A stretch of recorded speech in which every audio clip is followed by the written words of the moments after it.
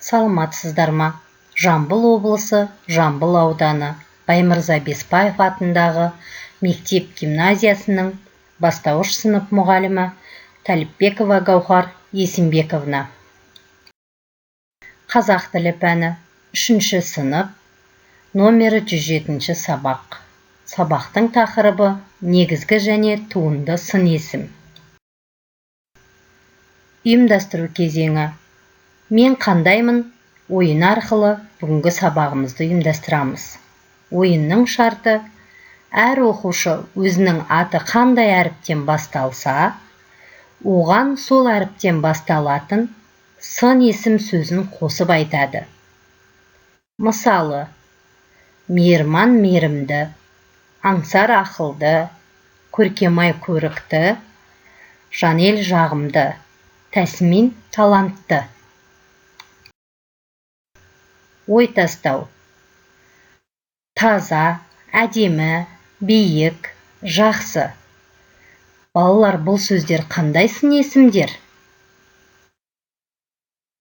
Өнерлі, әдепті, таулы, сүтті. Бұл сөздер қандай сын есімдер? Төмендегі ережені есімізге түсірейік.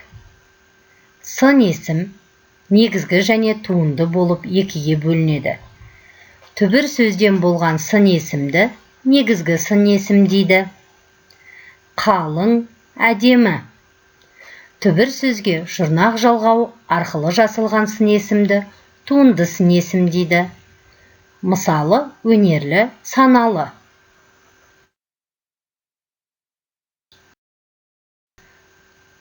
Осы сабақ арқылы жүзеге асатын оқу мақсаттары: бірінші, мәтін мазмұны бойынша пікір білдіруге бағытталған сұрақтар құрастыру және жауап беру. Екінші, негізгі туынды сын есімді анықтау. Үшінші, түрлі жағдаяттағы қоғамдық ортада қысымдық әрекеттерде өз сөзін жүйелі түрде жоспарлап, тілдік нормаларды сақтап сөйлеу.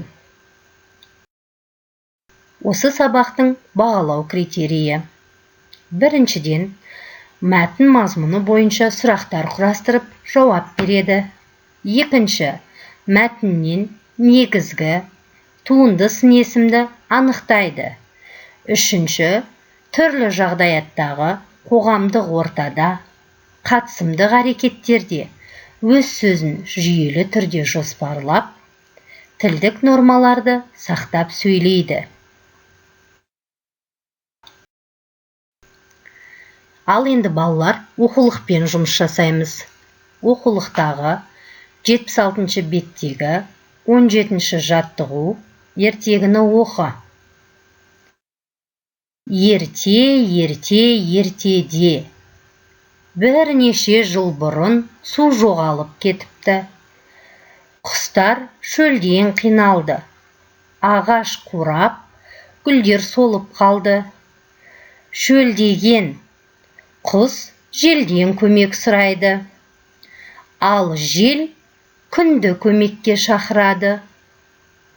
Күн көлдер мен көлдегі суларды қатты қыздыра бастайды.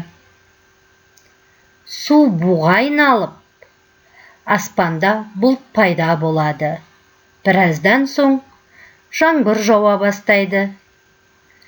Жер беті жанданып сала береді. Осы тапсырманың дискрипторы: ертегіні мәнерлеп оқиды, ертегі мазмұны бойынша сұрақ қояды, ертегідегі негізгі ойды анықтайды. Дәптермен жұмыс. 77-ші беттегі 18-ші жаттығу: мәтінді көркем жаз. Аспандағы ақша бұлттар бүгін ерекше әдемі. Біз бір топ бала жидекті тоғайға бет алдық. Сан алуан құстар сайраған тоғай іші өте көңілді. Осы тапсырманың дискрипторы: бірінші, мәтінді көркем жазады. Екінші, сын есімдерді табады.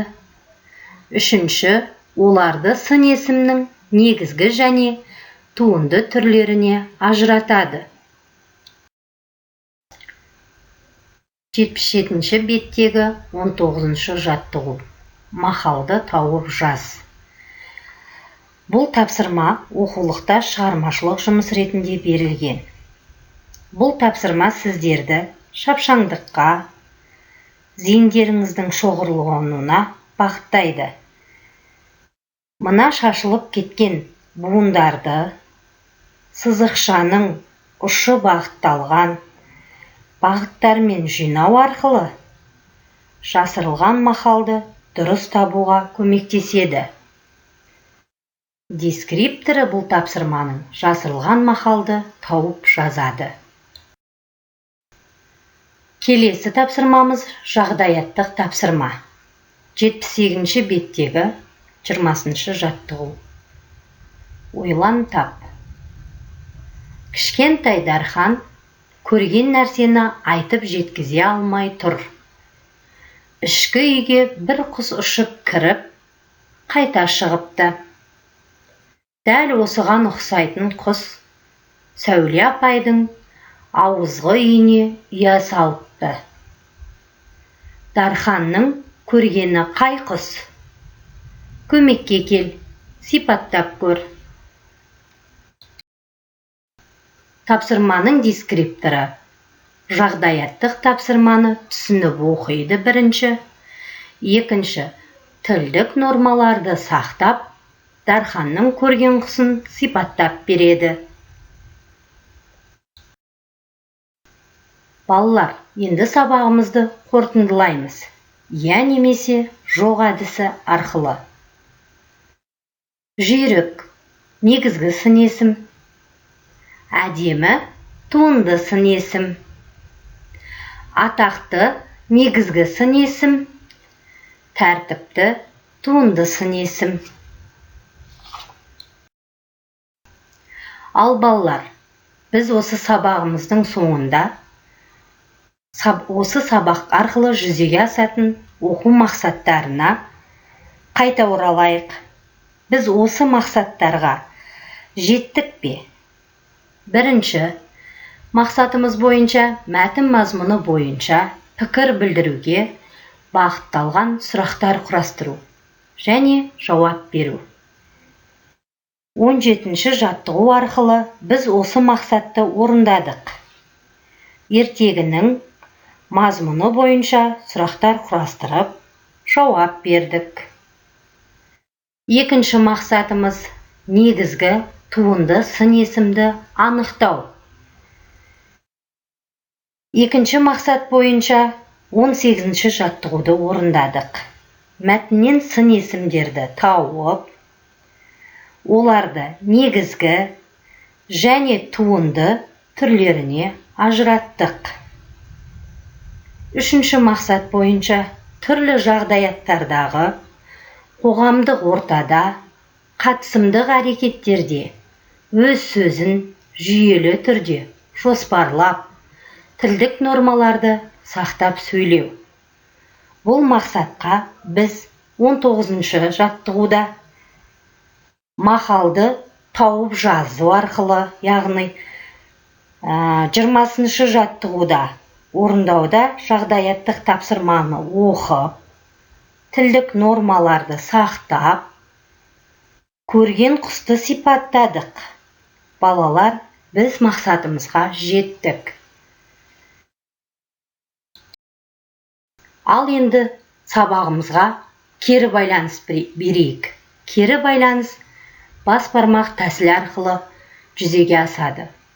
Барлығын түсіндім дегендеріңіз, бас бармақтарыңызды жоғары көтеріңіздер. Енді түсініп келемін дегендеріңіз, бас бармақты ортаға түсіріңіздер. Түсінбедім дегендеріңіз, бас бармақты астыға түсіріңіздер. Үй тапсырмасы 76-шы беттегі 17-ші жаттығудың 3-4-ші тапсырмасы. Үшінші тапсырма. Су болмаса не болатынын елестетіп көр. Ақ параққа су бар және су жоқ болғанда табиғат қандай жағдайда болатынын елестетіп, суретін сал. Төртінші. Су, бу, жаңбыр осы үшеуін байланыстырып, әңгіме немесе ертегі құрастыр. Назарларыңызға рахмет.